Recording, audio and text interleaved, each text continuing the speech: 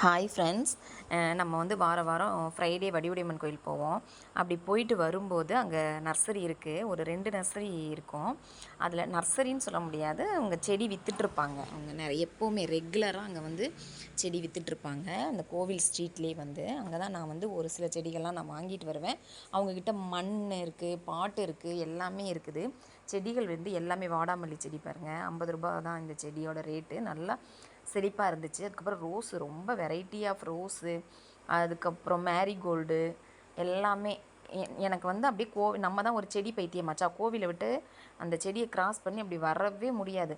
ஏதாவது ஒரு செடியாவது கையில் அப்படியே பிடிச்சிட்டு போயிடணும் அப்படின்ற மாதிரி இருக்கும்.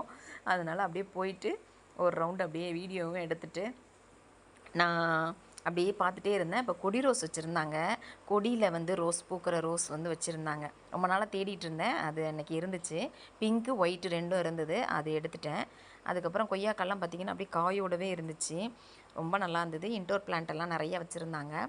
அதுக்கப்புறம் வந்து சங்குப்பூ, வந்து அடுக்கு சங்குப்பூ நான் ரொம்ப நாளாக தேடிட்டு இருந்தேன். அது எனக்கு அங்கே கிடச்சிது. பர்பிள் கலர், நல்ல பர்பிள் கலரில் சங்குப்பூ, அடுக்கு சங்குப்பூ பூவோடு இருந்தது. சரி, அதில் ஒரு செடி எடுத்துடலாம், ரொம்ப நாளாக தேடினது கிடச்சிருச்சு அப்படின்னு சொல்லிட்டு அதுலேயும் ஒரு செடி எடுத்துட்டேன். கொடி ரோஸ் 1 2ம் வாங்கிக்கிட்டு இன்டோர் பிளான்ட்டு எல்லாமே வச்சுருக்காங்க. அவங்க காய்கறி, பழங்கள், காய்கறி விதைகள் வச்சுருக்காங்க, எல்லாமே வச்சுருக்காங்க.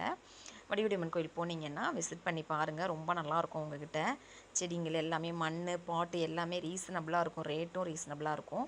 நான் எப்போவுமே போனேன்னா ஒரு செடி வாங்கிட்டு தான் வருவேன்.